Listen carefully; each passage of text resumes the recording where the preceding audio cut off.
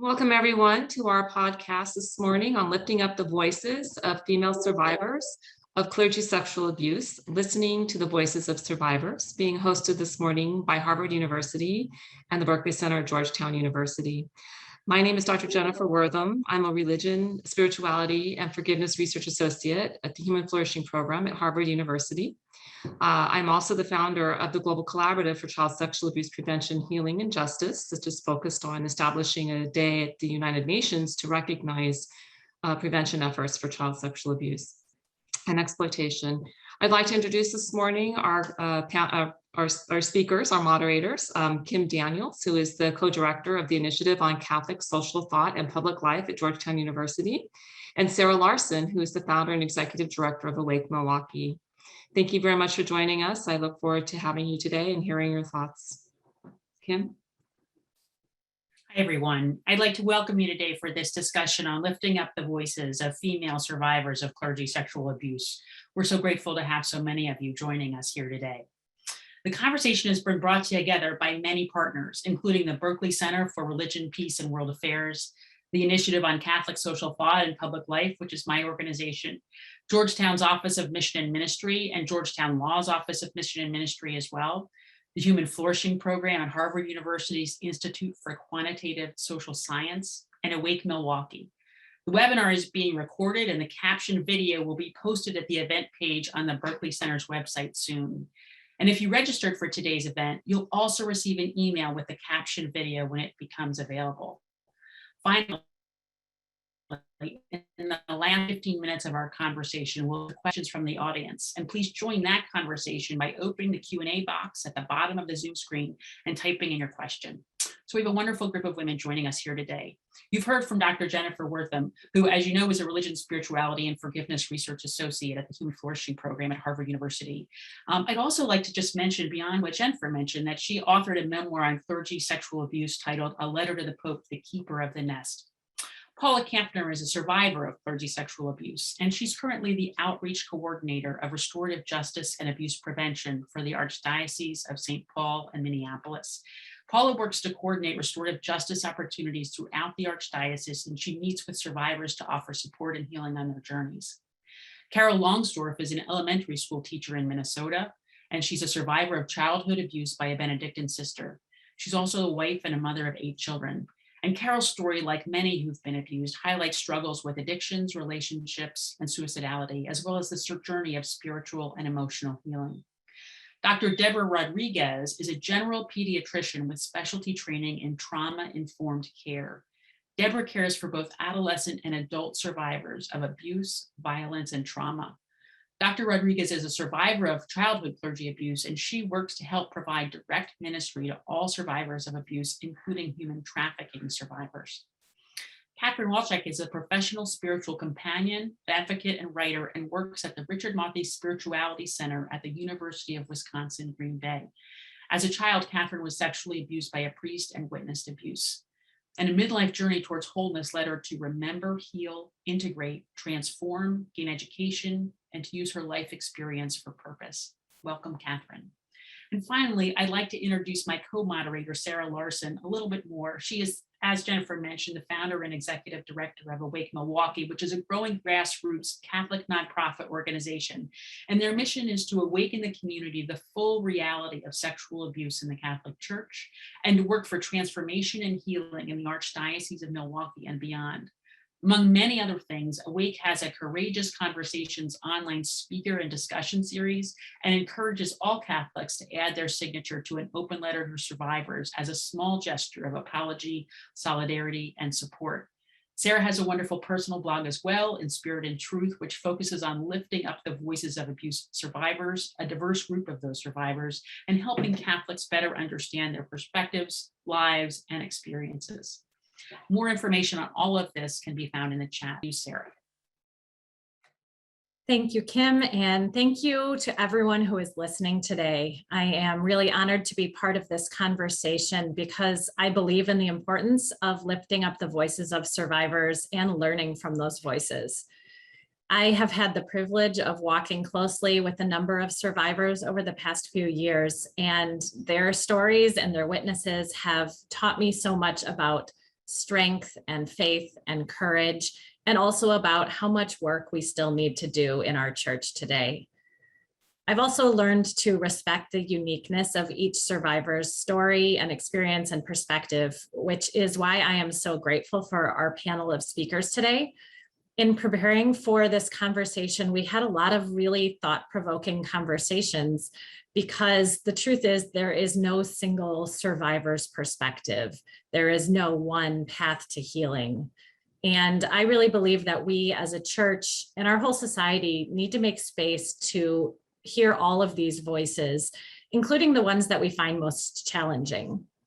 So as we enter into this time of listening, I invite you all to recognize that these are sacred stories and that each panelist is offering us a gift with their story, with their vulnerability, with their presence today. We also recognize that each person listening to this conversation has their own story. And for some of you, that story includes abuse or trauma. And we want to encourage you today to take care of yourself in whatever way you need to do so. This conversation will contain discussion of sexual abuse, of spiritual trauma. So please feel free to log off or take a break if you need to do so at any time. Now I'm honored to be able to introduce to you today our first speaker.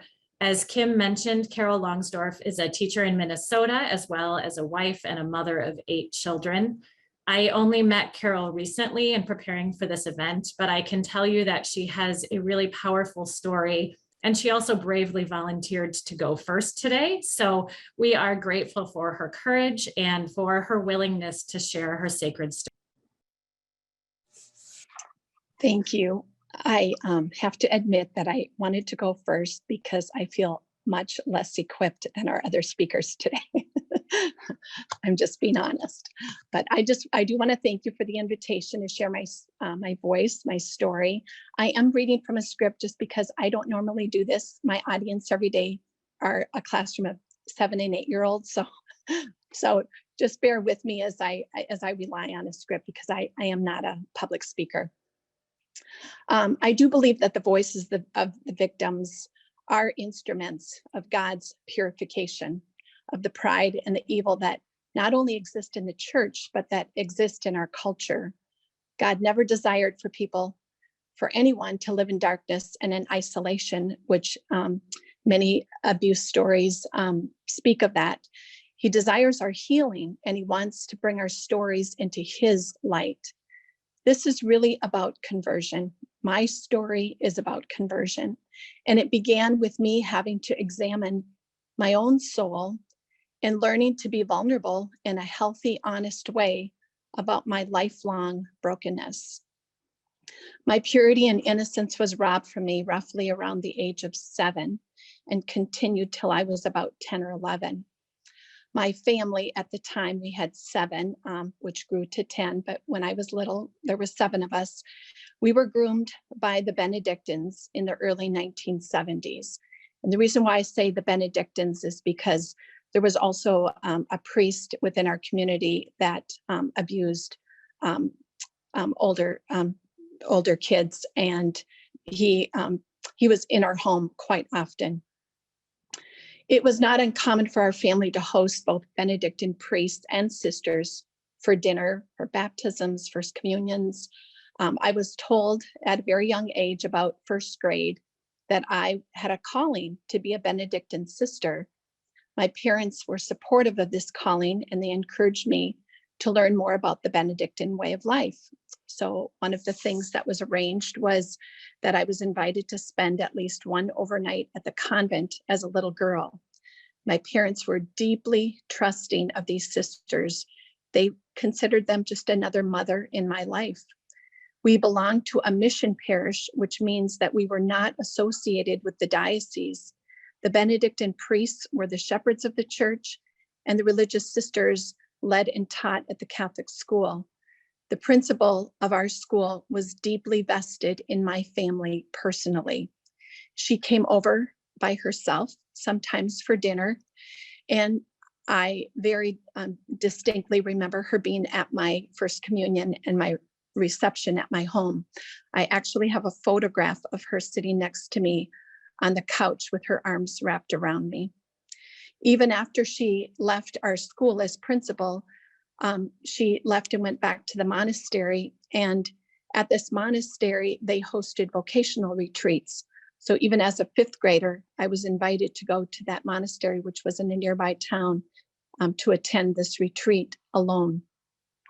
In elementary school, I was a deeply quiet child. I cried very easily and very frequently.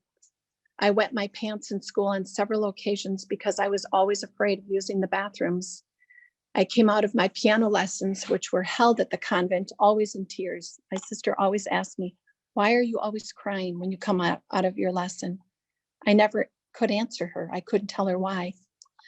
All school assemblies at the school always made me panic. I remember crying during all school assemblies. Starting in 7th grade, I began to fall into the reckless behavior of alcohol.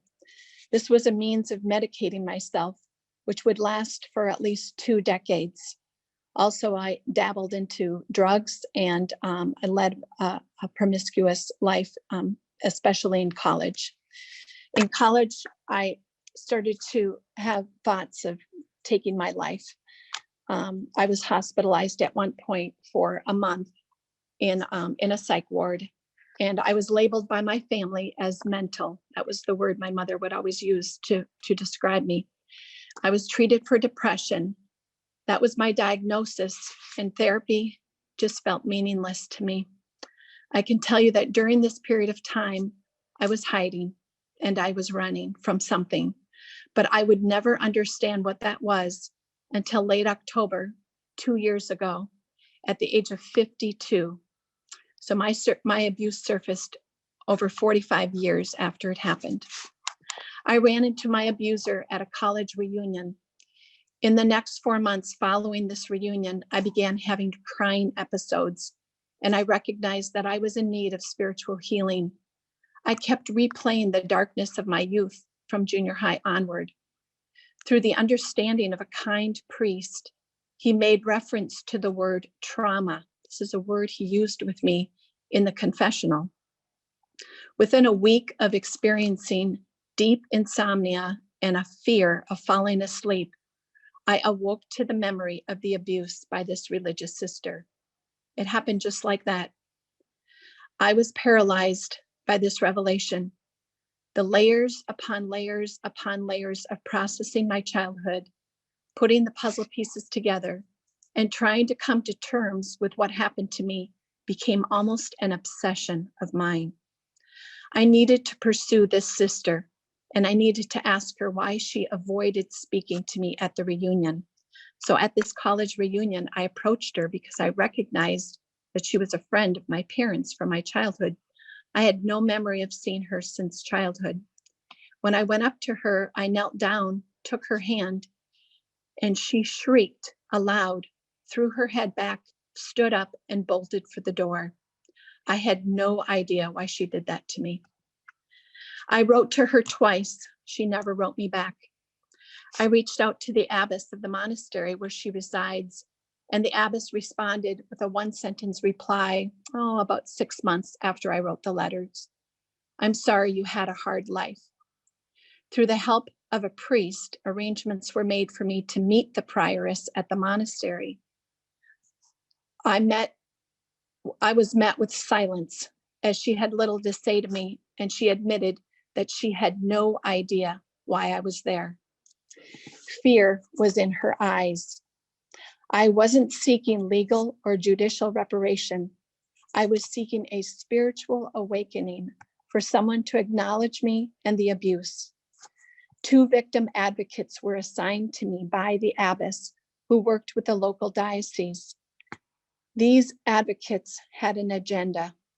They had no interest in listening to me.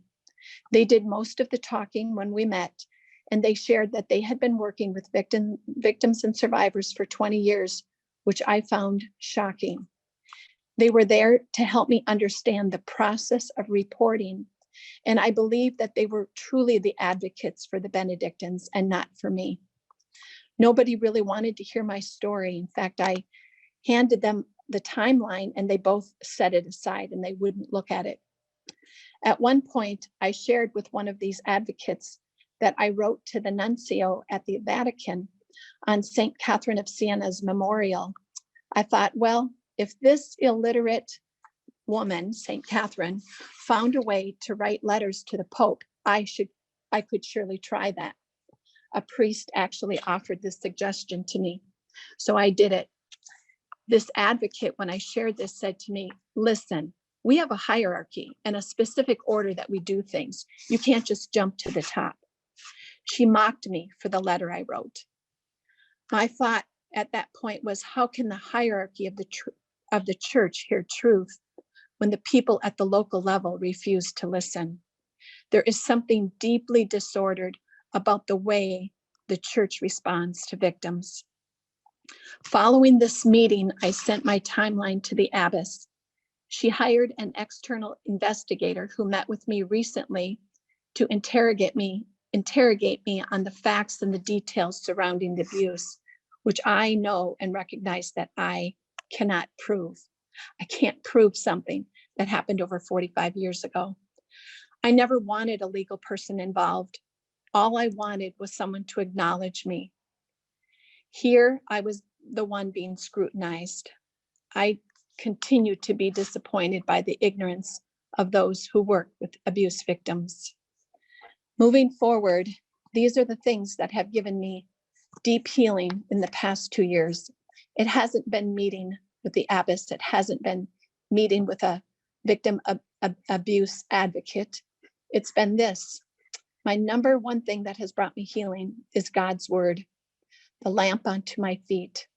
God's word is filled with references about healing. I have a trauma therapist who explains and understands why trauma is so difficult for people to understand. I am now aware of what secondary trauma is, which is where people closest to you, such as my husband and a close sister of mine, who are unable to walk with me because my trauma is too deeply disturbing to them. I've learned how few people in the world respond with empathy. So few people, especially within the church, respond to trauma with empathy. Empathy must be trained and taught because it is not being modeled in our culture. I belong to a victim survivor group, which our final panelist will explain. Calling Paula that day changed my life. I realized that day that I was not walking this journey alone. Although I have to admit that I have not once met a survivor who was abused by a religious sister. I attended talks about trauma, and I grow in my understanding of triggers and ways to cope. At one of the talks that I went to, I met a man who shared with me, or we shared with the group, that the Archbishop of our diocese, which is a different diocese that I grew up in, that our diocese has we have an Archbishop who has an open invitation to meet with any victim of religious abuse. The Archbishop clears his calendar based on the victim's availability. I called and I found this to be true. Here in this meeting, the Archbishop listened and he responded with the heart of Jesus himself. It's life-changing to experience this from someone within the church. And this was a game changer for my healing. To be respected, to be honored by someone who would simply listen to me. This very act of humility is what will purify the church and heal those who are wounded. Humility is what will purify our souls. I pray that religious orders, religious sisters, diocesan advocates, bishops, priests, I pray that they respond to abuse victims the way that my Archbishop responded to me. God desires to bring into the light the darkness that keeps victims imprisoned in the bondage of shame. Protecting the reputation of the church has been Satan's most effective tactic and has brought greater harm to victims. Abuse is dark, and for me, there was healing in facing the darkness. Abuse is disturbing. Most people don't want to look at it. Bringing darkness into the light is our Christian call from God himself. Healing is possible through God's power. God's power shines through humility. I truly believe that God surfaced this abuse for my healing, for my greater good. It has been the most painful 2 years of my entire life. Yet I do believe that that this was all part of his divine plan to bring reform and to heal. And I just want to close with something from St. Francis. The words God spoke to St. Francis speaks volumes as it relates to religious and clergy abuse. God told Francis, rebuild my church.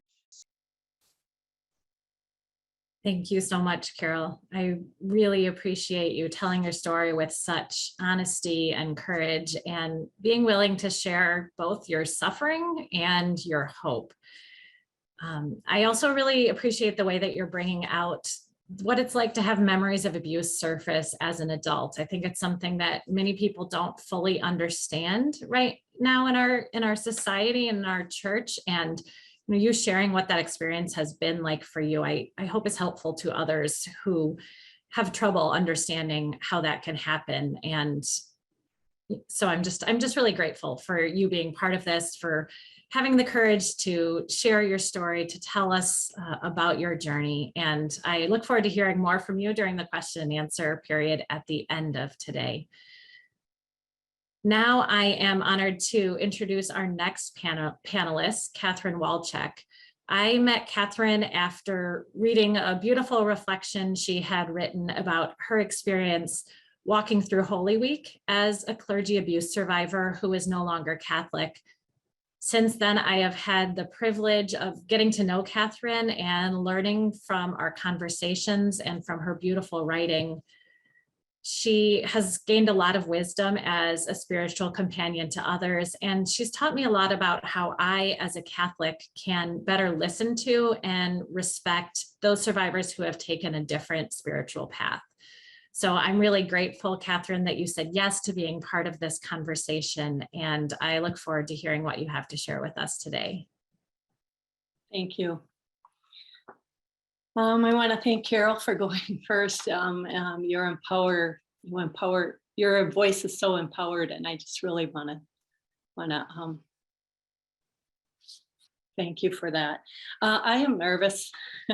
My nerves come from not so much, I spoke about my story a lot, but I spoke with Catholics in the church, religious leaders. I had a lot of interaction with the bishop and different people, and where there was good and bad in that, many of those relationships ended really bad when when I was going through actually the trauma of being public humiliation. I was abused in front of others, and I witnessed abuse.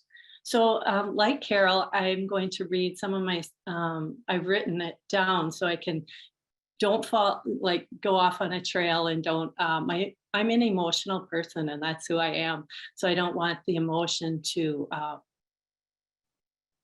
pull me into Never Never Land. So I'm going to start by reading some of the script, and here I go. When I was invited to be a part of this webinar, I said yes. Then I hesitated, almost backed out 3 different times, asked questions, raised concerns, and scrutinized each response given.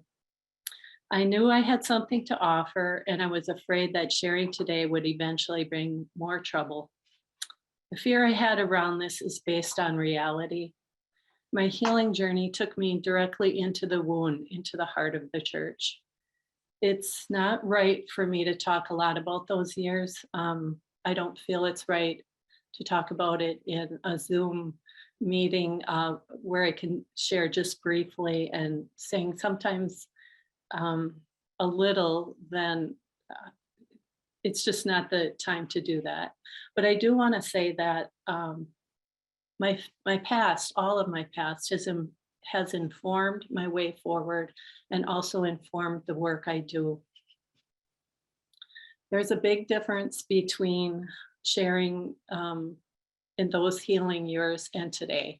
I'm not the same person I was then. And I'm invited. Today I was invited to be here. My concerns were all addressed. I was affirmed by Sara and some of the others. So the invitation to be here, in the past, I was never invited. I went to the church with this over and over and over. And I realized how damaging that was and how that lowered my dignity to always go to the church. I stayed in the church long enough till it was a choice and my choice to leave. And I also stayed long enough till I could handle what leaving would mean.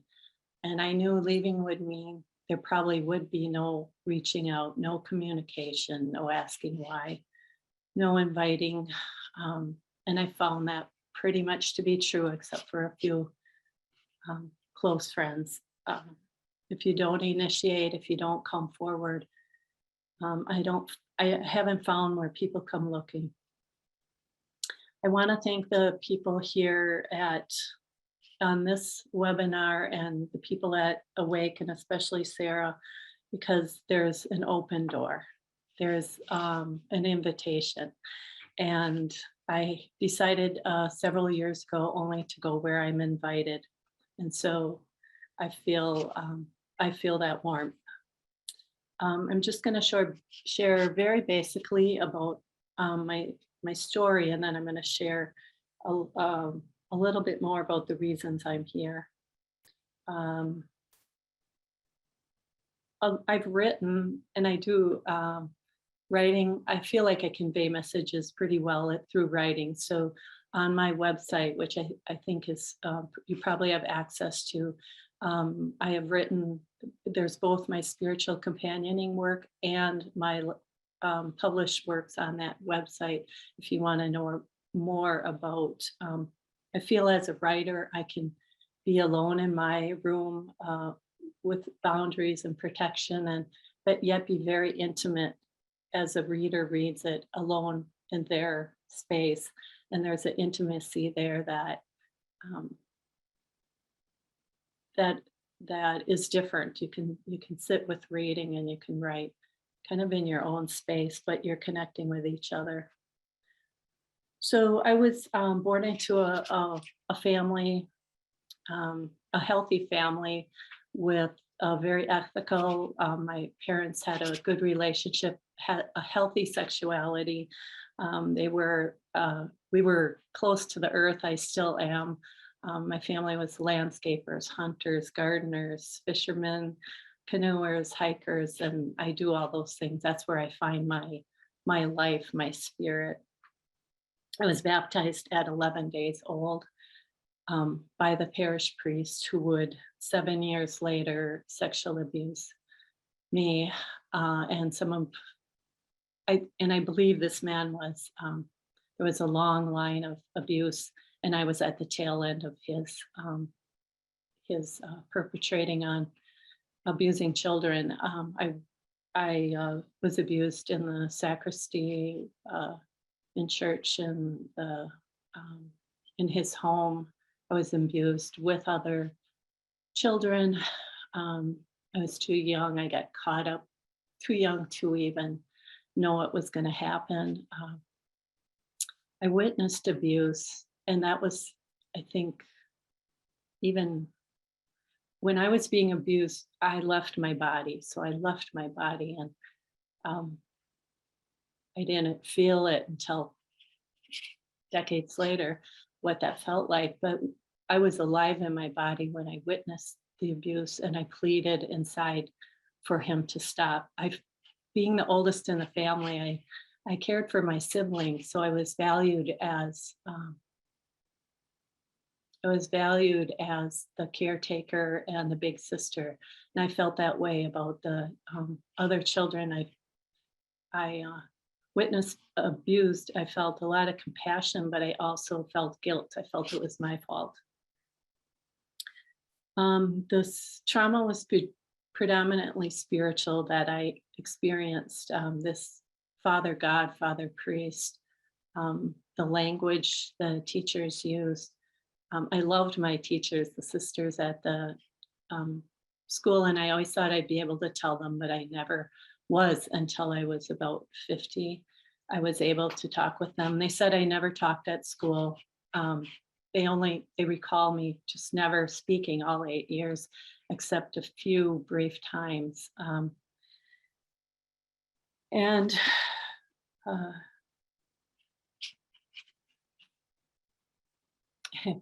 sometimes I get quiet when I speak publicly or with others.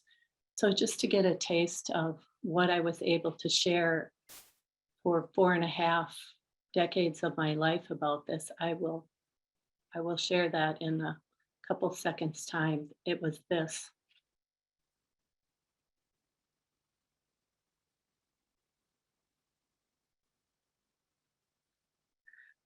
I wasn't able to talk about it or say anything. And so in my mid 40s, I shook, the organs in my body shook. I couldn't talk. I had snot and coming out of my nose. And that happened, nightmares happened, many things happened. And I want to say that I had a few of the pictures, but I didn't have the whole movie of what happened until I went through a process. And this is the part that I don't really want to share a lot, the healing years, but there are individuals who came forward and were, and I met, who tried to help. And there were unqualified people to really help. I found compassion and caring, but I really needed a lot more, and to refer me to have references available, or you're walking into a church that does not have any trauma understanding, let alone spiritual trauma, that the triggers were incense and words of God that I can speak now, and I can speak as a spiritual companion, but my language of the divine or that spirit is not the same as the Catholic language. So a lot of people left no doors open for reconciling during some years. So that was very difficult. I slid backwards into shame, into my chiropractor said my spine felt like it was frozen cement. My bowels didn't work. I ended up having some surgery. I was so afraid because I shared so much with so many people, and I felt embarrassed, and I had to work through a lot of things, and I was able to do that. And spiritual directors finding listeners who didn't, who believed in me, and people who believed in me really was one of the key turning points for me. So piece by piece, I made my way. I'm 60 years old, and I find pretty much peace in my heart. And I am nervous today, but I normally can share this pretty easy, except the part of going back to the church. So what I really want to share today, if I still have some time, is they asked, why are you here today? And so I'd like to share those responses. I'm here today because I'm here, I'm alive. My friend from grade school is not. I am here to tell you that the losses and generational losses are insurmountable, far greater than the numbers reported, far deeper than words can express. I am here because I was invited and my viewpoint is respected. I'm here because the courageous men and women involved in this event have welcomed me. I am here because of many people who came before me, most of which who have gone unnamed and unacknowledged. Those who risked everything to speak up, they paved a way. I'm here because of the love and inspiration of my family and friends. I'm here because of people who responded differently than I was used to. They believed in me and in my abilities. I am here to say that prior to some newfound epiphanies, I gave to others based on my interpretation of what they needed. And during the healing years within the church, I was given to based on the interpretation of what others thought I needed. This method is like playing Russian roulette with people's lives. I am here to say it's better if we try to avoid interpretation. I am here to say that what happened was not the devil's fault. I am here to say the church institution is a human construct whose fate lies in human interaction. I care about the people in and outside the church, and I care deeply for those harmed by the church. The fate of the institution is not my personal concern. Today, I am here because I am no longer Catholic. However, the Catholic Church and I have a shared history, and I don't want my story to be told by another. I want to tell my own story. I am here to say that to investigate the negative effects of linking God too closely with ordained priest is necessary. Theological or intellectual debates of specific doctrine is none of my business. Speaking truthfully about my experience and what I have witnessed in the linking God too closely with priest is my business. And I am here because of my belief in something beyond my understanding. I believe we are together in all of this, somehow connected by love, by a love force that is less complicated than religion sometimes makes it out to be. We are part of each other, or maybe we are each other. My friend would simply say Ubuntu, and I would agree. And all that said, I don't know why I am here, alive, when some are not. Thank you, Catherine. That was really beautiful and really powerful. I'm so grateful you decided to be here today in spite of your reservations and concerns. As you know, I specifically invited you to be part of this conversation because I want to make sure that we include the voices of survivors who have chosen to remain Catholic and those who have taken a different path. And sometimes we fail to do that as a church. So I know it was a big step for you to be here today and trust us with your story. And I'm really grateful for that.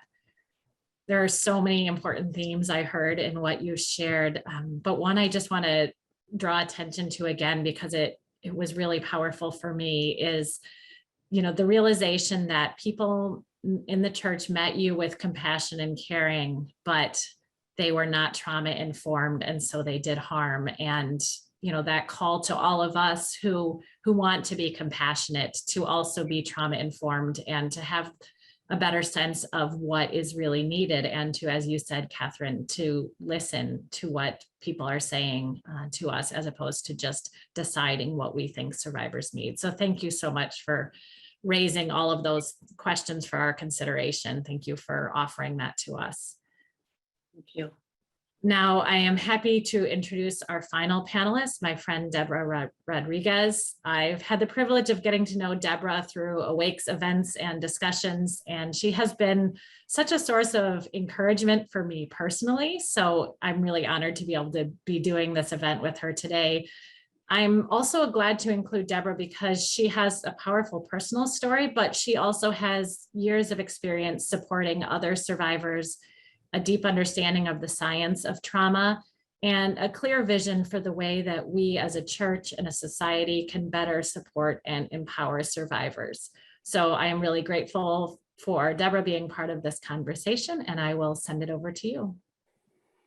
Thank you so much. Thank you for everyone for inviting me into this experience. Thank you to Father Jerry for dreaming about this and the Berkley Center and Georgetown for supporting his incredibly important work. Thank you to Dr. Jennifer for your expertise and supporting us. Thank you to Kim and Sara for caring so much about survivors and our healing journeys and for walking with us. But my deepest gratitude goes to my fellow panelists, the survivors here. You are, as you'll come to hear, my superheroes. And those of you who have already shared how beautiful that gift is that you have given to us, thank you so much. And for those yet to speak, thank you. And for all those in the audience, thank you for hearing us. Now, I love stories. I love to read stories. I love to share stories. I love mostly to learn from other people's stories. You've heard that I have walked with survivors, but I have also been a physician for over 2 decades. And I want to share with you a couple of stories. The first one is, not too long ago, I listened to a man named Mondano. He is a Brazilian artist, and he had this wonderful outlook about the world. He said that there are superheroes everywhere in the world, but they have the worst superpower, and that is invisibility. In other words, we can't see these beautiful gems of people right in front of us. Much like the survivors that are before us, we are, as some say, hidden in plain sight. And the story resonated so much with me because of another story. Once upon a time, there was a little girl who dreamed of having the superpower of flight. And so every day after school, she'd tie a tattered blanket around her neck, climb to the top of a too tall shed in the backyard and jump.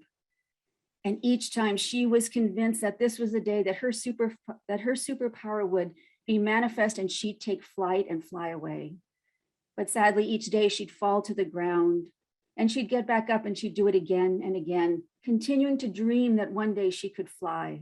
But each day she was met with the hard ground and suffered bruise and bump and scrape. And so that little girl stopped dreaming. But yet that little girl didn't give up. She went on to go to college and medical school and get married and have a beautiful family. And on most accounts could say she now has a beautiful, successful life, successful career, successful family. Now, most of you now guess that, yeah, that little girl was me. Now, as a survivor of child abuse and child abuse by the hands of a priest when I was very young, I did try to fly away. In other words, run away. I wanted to run away from the trauma that was happening, not only in my own home, but in the church at the hands of a priest. I tried to run away from those who were supposed to love me and care for me and protect me, but instead inflicted unbearable wounds. And as I grew up, I tried to run away still from every time one of those memories came forward. And I just wanted to bury it and run away from that. I wanted to run away from my trauma past. And then as the memories, they came, I call it leaking out, I tried to numb the pain by running away again.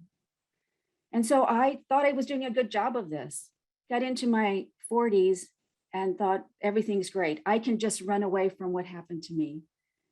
And yes, through a word that came to me, to God said, no, today's the day you're gonna face your trauma. Now I was scared. I said, why would I do that? I ran away successfully. Why would I do that now? But I knew I couldn't do it alone.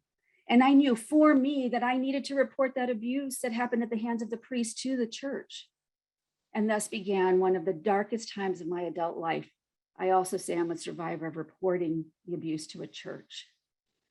It was one of the most traumatizing events that I have ever experienced as an adult. And next to the abuse that originally happened when I was a child, I can't compare the two, but boy, does one add on to the other one. And I was lost. I was lost until I found superheroes in my life. And just like you've heard other survivors say, those superheroes came in the form of other survivors. These were survivors who were courageous enough to have already shared their story. They shared their story not just with me, but with others. But more importantly, they shared their unconditional love with me. And those superheroes also came in the form of family. Close family who experienced their own trauma, their own secondary trauma. As you heard already, it is very hard to love and support a trauma survivor sometimes, but yet my superheroes lived in my own home and they did their best to support me. And then I started finding my new superpowers. I knew that I couldn't run away anymore. I knew that I had a group of superheroes around me. And my new superpowers were now the gifts of listening and learning and loving. Because it was not the church that listened to me at first. In fact, when I first brought my story to church officials, they wanted me to remain invisible. They told me, oh no, that happened in the past. We fix things. Get over it already. Why are you still bringing this up? Well, we cannot let survivors remain invisible anymore. And so those people who supported me and loved me during that time, they helped me to come out from the darkness. Now, it was a hard time, no doubt. If it weren't for amazing trauma therapists, amazing people who just love me unconditionally, I would not be here before you today. And then as part of my healing, I said, I need to know more about trauma. Now realize I say the word trauma, not abuse, because all abuse causes trauma, but not all trauma comes from abuse.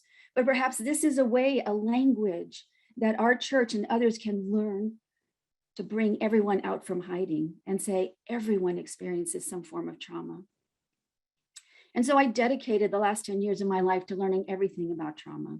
I learned about the science of trauma. I learned about what trauma does to a person's body and mind and spirit. I learned what trauma does to a person's memories.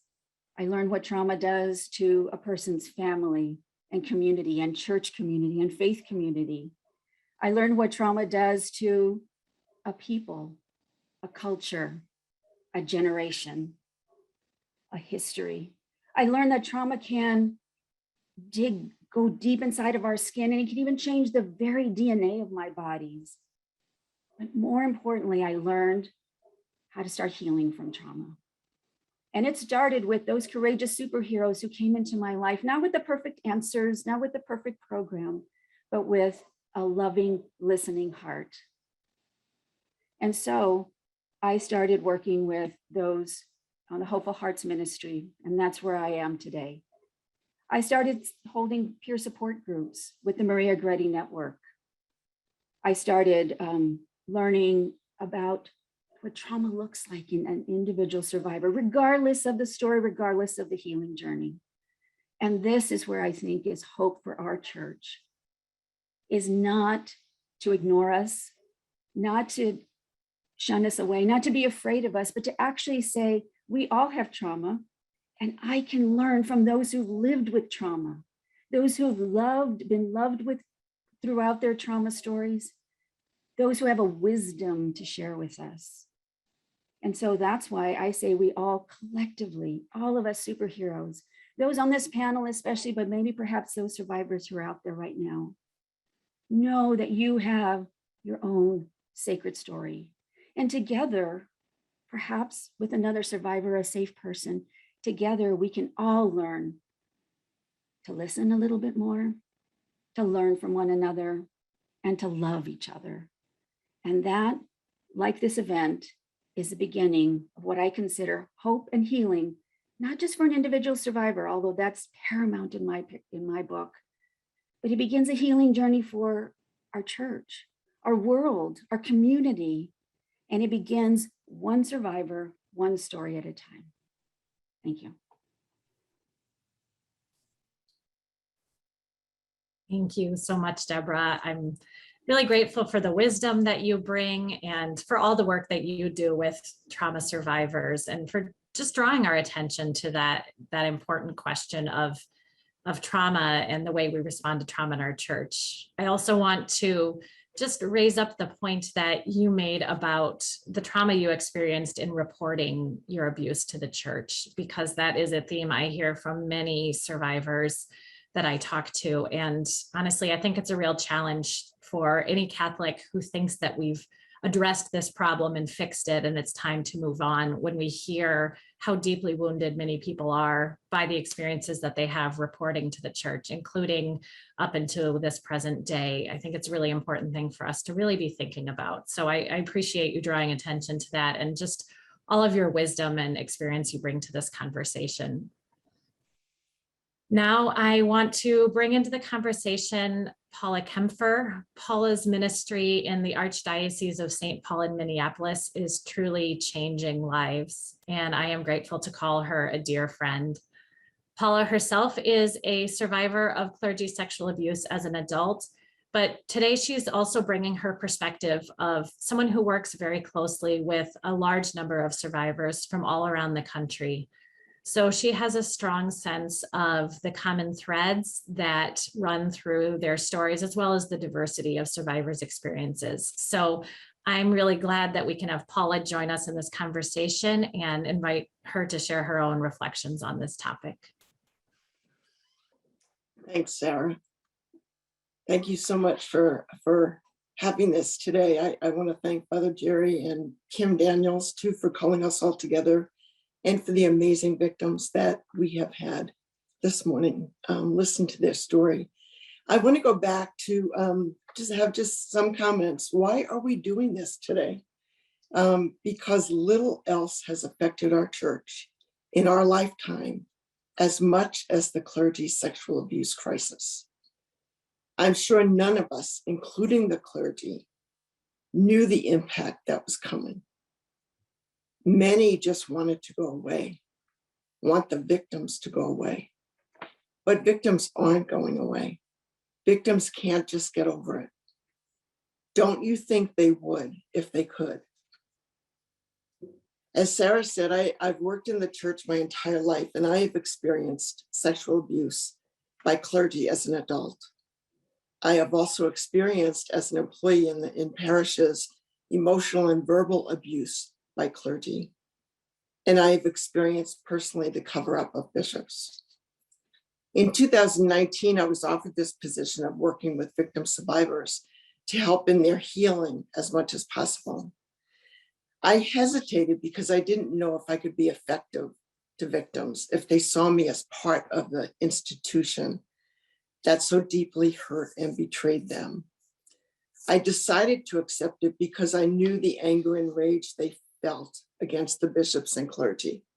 I wanted to help in some way, and I wanted to be a small voice at the table, speaking out for them. For the past year and a half, we have been holding Zoom support groups for those who have experienced sexual violence by clergy and others. They're not therapy groups. We just offer support for one another by deep listening, by affirming each other, and sharing our own experiences of abuse by clergy and others in our lives. Many of us have been here since the beginning, but we have others who come for the first time and go or stay as they feel the need. I never would have thought that groups could become so close through a Zoom meeting. Participants are from all over the US and beyond. We cry, we laugh, we affirm, we truly care for one another. And it's so palpable. The immense growth and resiliency deepens with each of these monthly meetings. One of our support groups is for secondary victims, family members and relatives who have experienced sexual abuse by clergy. This group is amazing. Their pain runs very deep. They often feel helpless and powerless in the healing of their family members. We also have been offering monthly thematic presentations given by professionals who are experts in their field. Our topics are diverse and encompass a broad spectrum pertinent to victim survivors. Anyone is welcome at these presentations. In fact, this evening we have one on boundaries, so let me know if you are interested in attending. And these groups and presentations and one-on-one meetings mean so much to us who have come forward to be a part of them. It takes immense courage to be a part of these groups, as it took immense courage for our survivors here to come forward. I've learned so much from these beautiful women and men. I listen to their hopes and dreams for themselves and their loved ones, especially their children.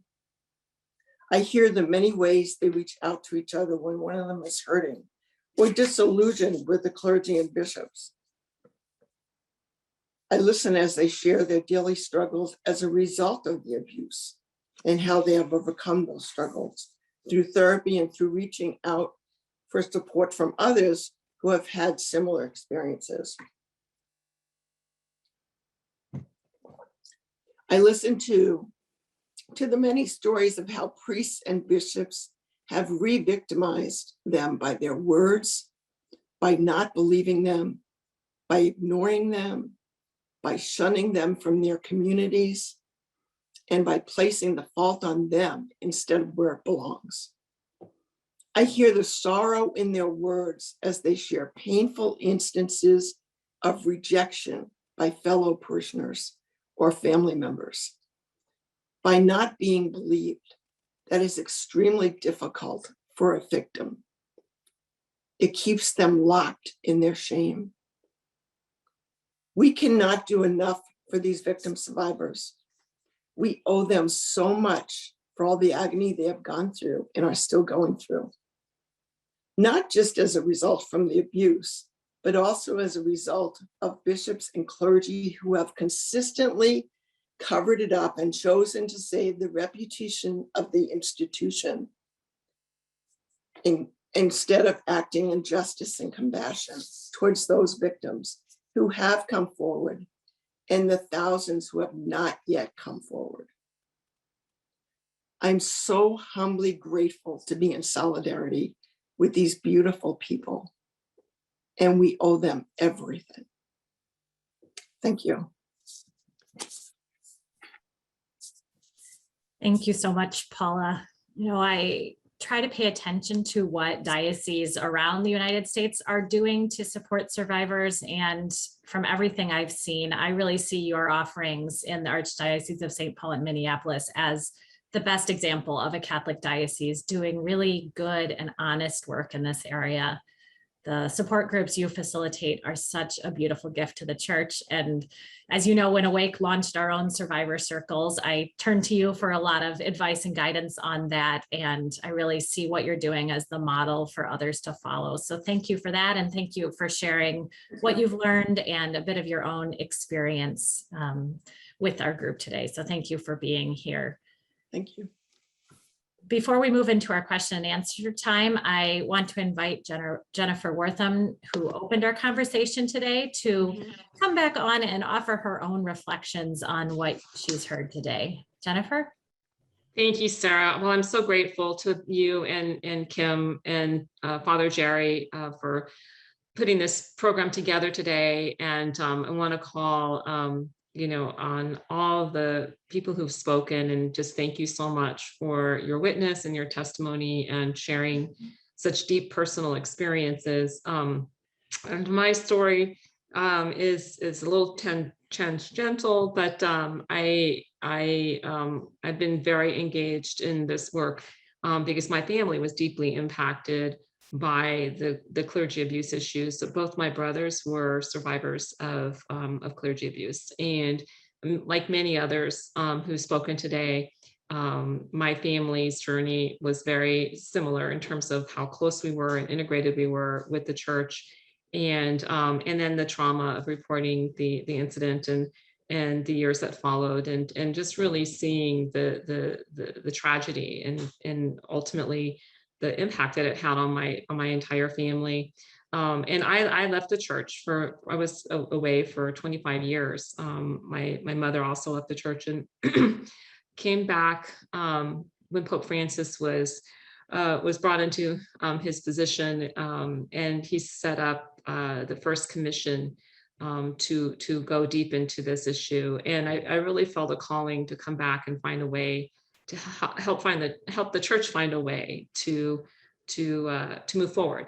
And I wasn't sure where that journey was going to take me, but it's been an incredible journey, and I've had the opportunity to meet so many amazing, strong people. Almost all of you I've crossed paths with in the last 5 years, and we are building a really strong movement to help improve the responsiveness of all professional organizations in the church to trauma victims. I can say that it's not only the church that has lacked being trauma informed. The profession, the medical profession, therapists, teachers, pretty much it's a universal lack of understanding and awareness of the depth of the trauma. And when I speak of trauma in general, I'm looking at adverse childhood experiences and the impact that adverse childhood experiences have on the developing child's brain and all of the resulting developmental issues that they encounter. So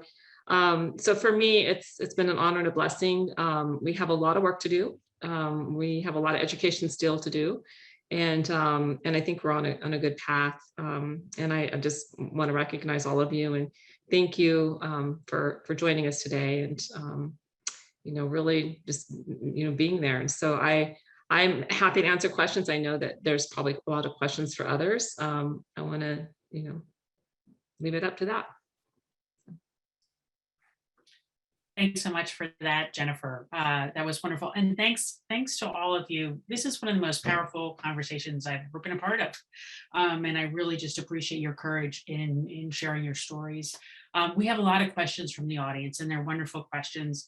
I'd like to start with one, and I think it's really important for this conversation that we're having here today. And maybe Deborah, we can go to you with this one.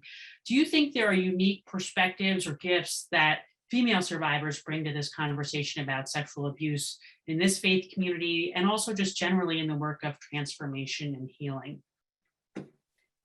Thanks, great question. And it's actually a little bit difficult for me because I look at survivors as persons, not gendered. But to answer your question, and I need to be careful not to be too over encompassing of just females. One beautiful thing is you've just witnessed it here. What can female survivors gift to the world and the church? It's ourselves, and it's our journey. It's our specific way of sharing our lived journey. But if we look at it in, what is unique about perhaps us and females is, in some way, if we look at the word, and I'm very careful here, look at the word mother, to mother someone. Now, generally, it's not necessarily somebody who's a biological mother, because I actually think that everyone's called to mother, which means to raise up, to nurture, to identify something that is perhaps vulnerable and to raise up, meaning to raise up to something greater than who they are. Now, that's in general, perhaps what female survivors can do, because we have not only, we've raised up ourselves, regardless of where we are in the journey. We've nurtured our inner worth, even though others have tried to attack it. But in other words, I use that concept perhaps in identifying what females can bring to this. But I cannot ignore the big elephant in the room out there, in that we live in a church, Catholic church, if you are a practicing church, that is male dominated. And no matter how holy and wonderful and welcoming that male person is, it is still a male hierarchy. So imagine if female voices came out of invisibility and started sharing just our talents, our voices, our stories, and they mattered just as much as another voice at the table. I think that would be amazing for our church and our world. Thanks. Thanks for that, Deborah. Catherine, thanks. Sure, thank you. I too look at people as individuals, but I look at us as we all contain some feminine and masculine within us. And what I noticed going to the church is really hard because I had a lot of emotion. I am a sensitive, emotional woman. And to go to a lot of men with, with that emotion, that's a piece I want to say. Emotion isn't always what I cried a lot, like Carol mentioned. I cried. And I know right from day one, my tears were a collective sadness that this happened to me and my friends, and there was nothing I could do about it, but it was a collective sadness. And as I grew and transformed that the collectiveness got larger. So when I cried, sometimes people wanted to save me. Sometimes I even got some crying to get attention or like it was something that I could control.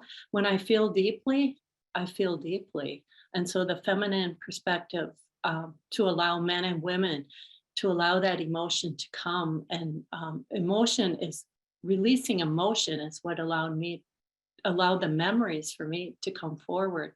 So emotion, and not to interpret it. If there's ability to ask about emotion, then do so. And if that person can share, they can share. But emotion is a wonderful thing. It's not the enemy. Thanks very much for that, Catherine. Carol, I wonder if we could come to you with this next question. And obviously, if you're uncomfortable with answering any question, just give me the signal and we'll take care of that. But this seems kind of appropriate to your story, and I bet you'll have a good insight here on this. Someone asked, what advice would you give to someone who's listening who has not spoken about the sexual and emotional abuse that they experienced in the Catholic Church? And anybody else, if you have a perspective on that, what advice do you give to people who maybe have experienced this but haven't come forward or thinking about it? Anybody want to add anything to that? You know, I've actually thought about this quite a bit, given I experienced so much discouragement, like Catherine said, in going to people versus being invited. And I don't know that I would recommend reporting, right? Given it's the process, right? That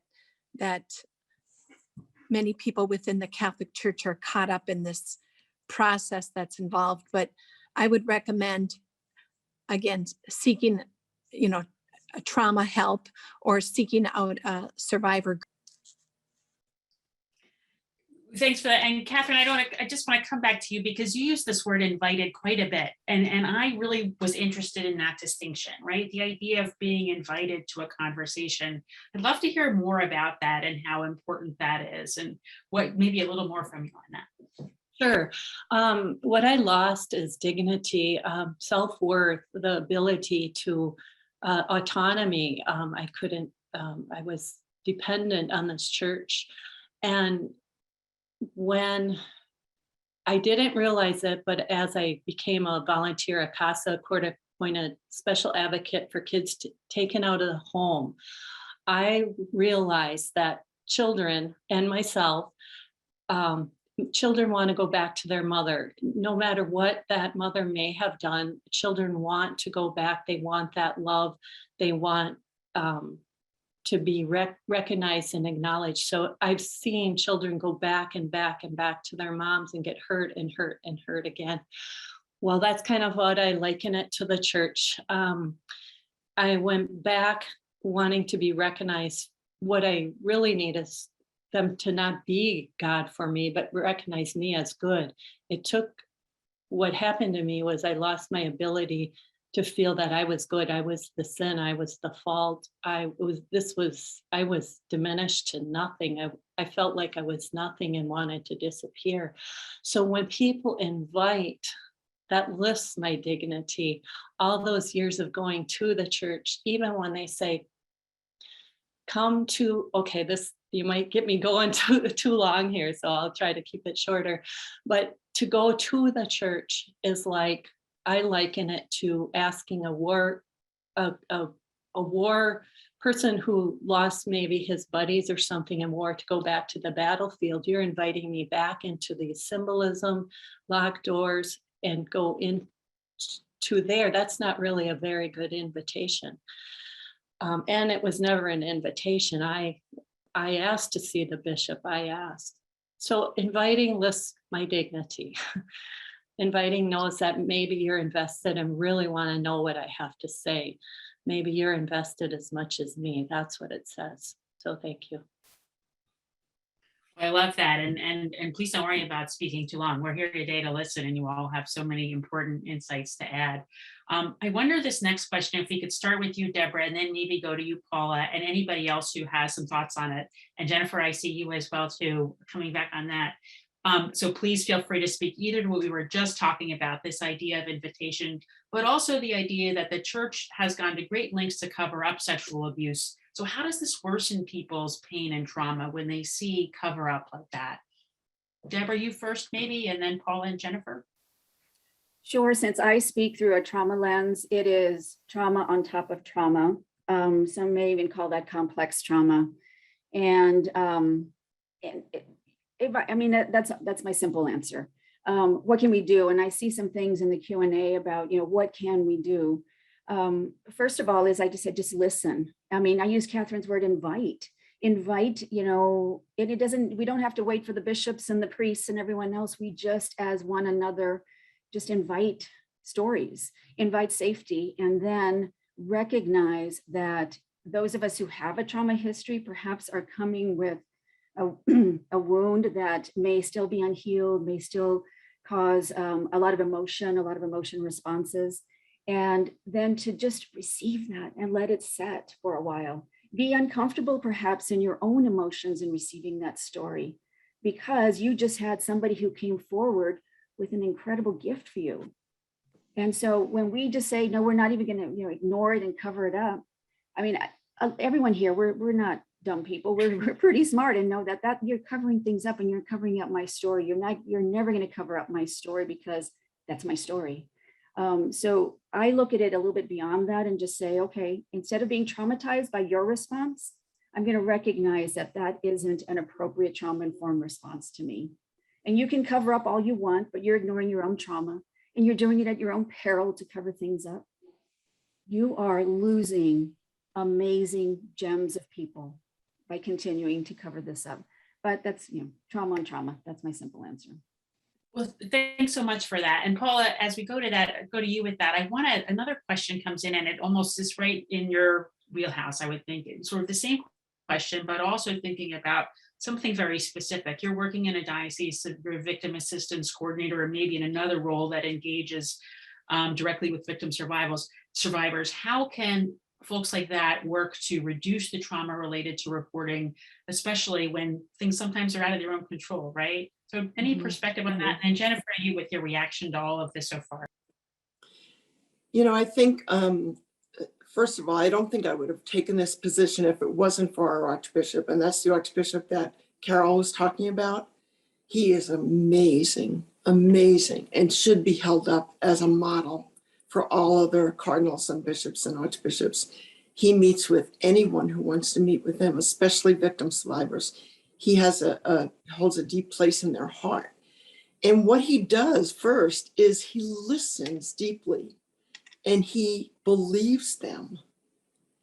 And he's not afraid of them. What I see in communities and parish communities and churches, in hierarchy, is that they're afraid of victim survivors. They're afraid that they're not going to be responsive to them in the correct way. And one of the things that I do tell our seminarians in formation is that if you don't know how to respond to someone who discloses to you, then tell them, I'm not sure what to say. Please help me. What can I do to help you? What can I do to be here for you? And the other thing is, I believe it's really about relationships. Relationship. The reason I think our groups are going so well is because of relationships, and to pursue those relationships in the sense of checking in on them once in a while. If I see someone who gets really upset in a group, I'll text them afterwards and say, you okay? Want to talk? Do you have someone to talk to? That's all about care and love and concern for them. And they need to feel that, the invitation is about relationship, invite them into relationship with you, especially fellow parishioners. Don't be afraid of what they say. They just want you to listen and acknowledge and believe them. Thanks so much for that. And I just think this idea of relationship, right? This gift of relationship, we're seeing that you all here on this call today really display that gift, and it's so central. Jennifer, I wonder if you might respond to what you've heard so far, anything in particular that you have a good reaction from. Yeah, so I concur with the secondary trauma or the compounding trauma that happens with reporting. And there are programs and methods that can be implemented that would help prevent that from happening. most of the victims that I've encountered, and whether it's clergy abuse or whether it's sexual abuse from a family member, most victims just want to be recognized, and they want to be honored and respected and apologized to. And I think the issue in the Catholic Church that's involved so much of the legal system and the fear that's been imposed from attorneys and the challenges overall to the church and class action lawsuits, all kinds of things that have happened have really just ultimately really continue to traumatize victims and their families. And again, families are tremendously impacted by a victim's experience, and it has a rippling impact. It impacts their children, it impacts their grandparents, it impacts their friends and their family. And so, we as a church have to come up with a better way to engage with survivors and the survivor community. And so we are, we're committed to working together to do that and to make recommendations to the church on how to engage with survivors. A lot of effort is being put forward in the church around prevention and protection of children, and I applaud those efforts. I think those are very important. We want to make sure that those programs are really rooted, but we have a lot of work to do yet with finding ways to help support survivors and their families. And so we're working together to do that. We can talk about the need to do it, or we can jump in and make it happen. And so I'm here to help make it happen. And we're going to get this done. I'm really convinced that the power of the Holy Spirit is bringing us together to really make a difference in the future for people. And we have to get it done. We have to get it done. I couldn't agree more. And I think I'm going to sort of use the moderator's prerogative here to call on my co-moderator, Sara, because I think that if we think about someone who's making it happen, Sara is one of those people, and Awake is one of those organizations. Sara, we've heard so many wonderful comments here. We've talked about relationship, we've talked about the ripple effect on families. We have a great question about why female survivors sometimes can seem invisible in the church. I wonder if you could offer your reflections, reactions to any of that, and then anybody else, I'm happy to go around to on that. Thanks, Kim. That question about female survivors is a really good one. And I would say, I don't know that I have a clear answer about why female survivors have been so left out of this conversation. But I do recognize that so much of, I think, what our society, maybe what comes across in the media, what we hear in stories, is a certain image of what a survivor of clergy sexual abuse looks like. And that is usually a white man of a certain age. And, we tend to get stuck, I think, in thinking in generalizations and stereotypes. And I think we're learning more and more how many women are survivors, how many people of color are survivors, how many people who have been abused by someone other than a priest, whether that's a deacon or a lay minister or a religious sister, as Carol held up. So I think one of the really important things that we need to do as a church is start to recognize the diversity of survivors' experiences.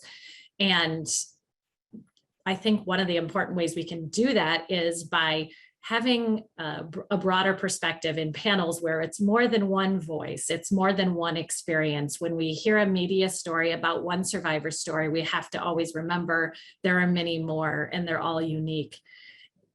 From in the work that we do with Awake, perhaps it's partly because I am a woman, and so perhaps female survivors feel more comfortable reaching out to me, but the majority of the survivors we serve are women. And so I know those people are very present in our church and in our society. And, I just think that it's really important for all of us as a church to just recognize that someone has said this to me before, when you've heard one survivor's story, you've heard one survivor's story. And so to just keep on listening to and thinking about what perspectives are we missing, whether that's women, whether that's people of color, whether that's other marginalized groups, whether that's people who are abused by someone other than clergy, people who are abused as adults. All of those stories are really important to understanding the picture of sexual abuse in the Catholic Church. And I think we need to do better on listening to all of those stories. Thanks so much for that. We have so many great questions coming in. And Paula, here's one maybe for you. Someone asks if you could speak to Carol's experience about the victim's assistance person that she met, seeming to be not advocating for her, but for the Benedictines. I wonder if you could speak to what survivors might face if they face something like that, and your experience with that, and how you might respond or offer help. I think a lot of it is driven by fear. Victim assistance coordinators are told what to say and not to say, usually by lawyers, diocesan lawyers.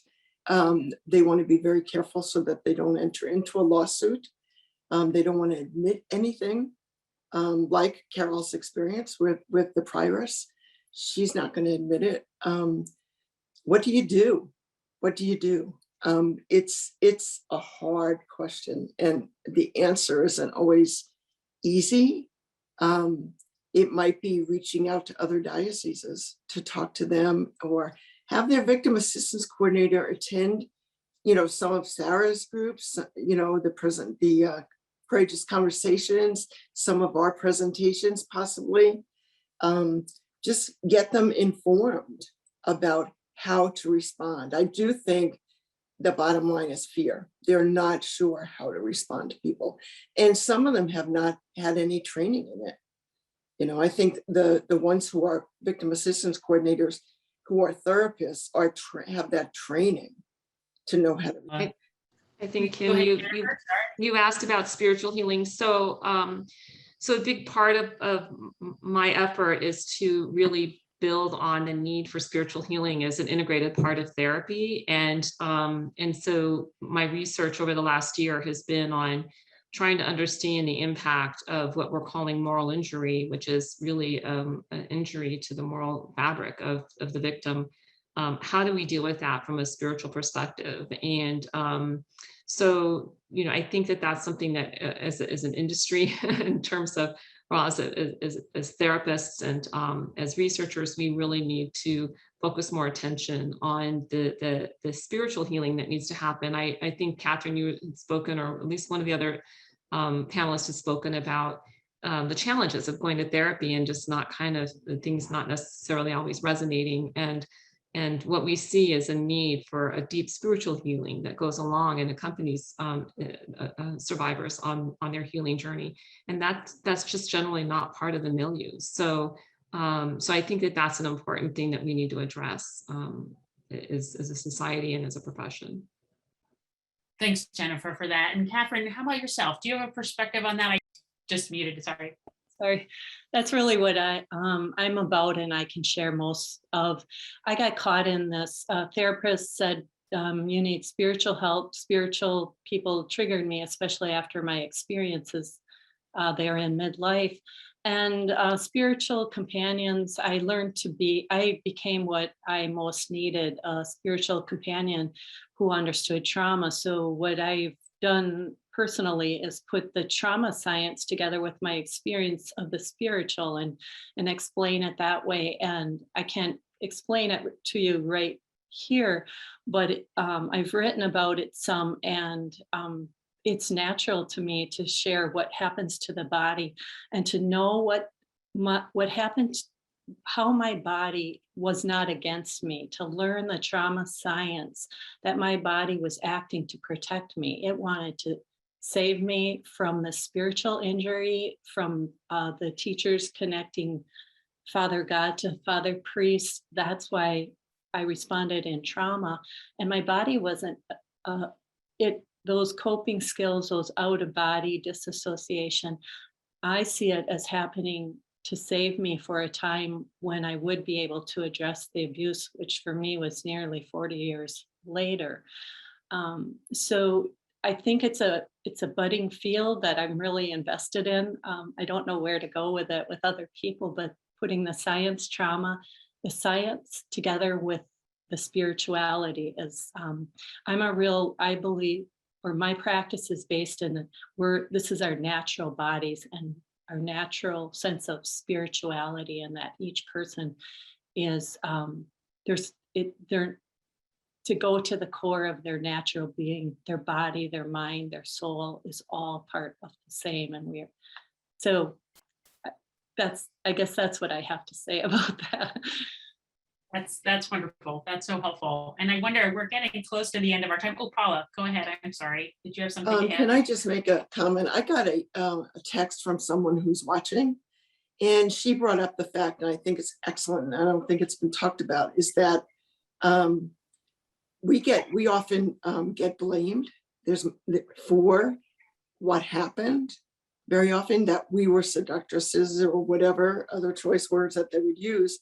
And women's stories are sometimes seen as drama versus trauma.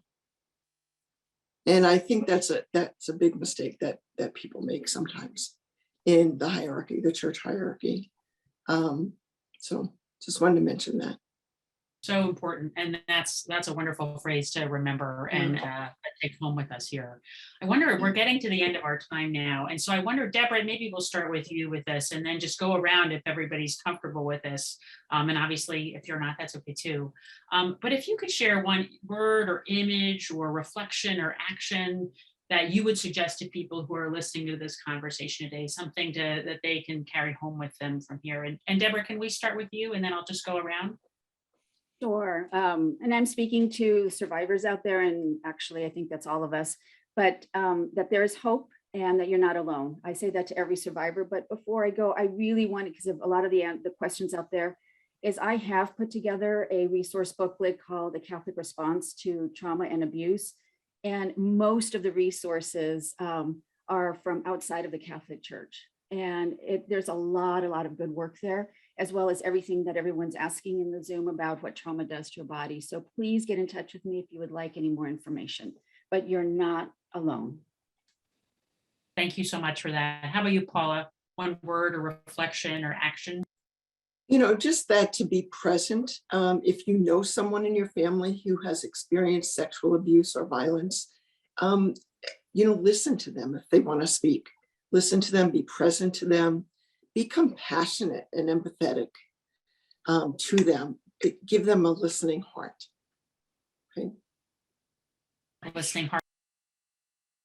Sorry, I'm stealing mine from scripture, but mine comes from the book of Micah, chapter 6, verses 8. And that is, maybe I can hold it up. I don't know if people can see it, but it says, act justly, love mercy, and walk humbly. I love that. That's one of my favorite passages. Catherine, how about yourself? One word or reflection or action we can take away? Sure, just simply, especially to church and maybe even church leaders, especially, it's okay to say, I don't know, I care, but I don't know what to do. I think that opens doors. That would open doors to us too, to share. Well, so that's it. That's wonderful. Jennifer, how about yourself? So I'm going to invite you all. We're having our first annual global walk on November 18th, which is the date that we've selected for the International Day for Child Sexual Abuse Prevention, Healing, and Justice Prevention. And that'll be this November, and more to come, but you can find out more about the walk at globalcollaborative.org. And all you have to do that day, you don't have to walk miles or anything, you just have to count your steps. You count your steps on your Fitbit device or your cell phone, and you're going to enter it into the website, and we're going to count all the steps that are being taken to help prevent and heal and bring justice to survivors. Thank you for joining us. I love that. Thank you so much. And for all of you who've asked these wonderful questions, I truly wish we could get to all of them, and we had time to do that. And unfortunately we don't, but you've seen all the resources, and I hope there are avenues for outreach that you've seen from the wonderful women we have speaking here with us today. Sara, I wonder if I could give it to you to help close it out for us. Yes, I just want to echo the thanks to everyone who has spoken, and to thank everyone who is listening today and who's engaged in this dialogue. I know that sexual abuse is a difficult topic to think about, to talk about. So I appreciate you taking the time to listen and to open your hearts to these stories. I just want to remind everyone that you've had the opportunity to listen to several sacred stories here today. And just to remind you that there are thousands more stories out there. So when you see these numbers, know that each person, each number is a person, a face, a story, and maybe remember these people today whenever you hear about clergy sexual abuse, just to remember that each one of these stories is unique and they're all important for us to hear.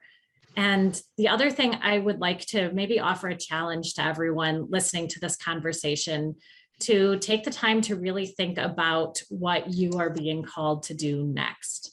So one thing that I have heard from many survivors is that they appreciate being listened to and believed, but they also need Catholics to be willing to stand with them and to work for the changes that are still needed in our church. So I really believe that listening to survivors has to be our first step, but it cannot be our only one.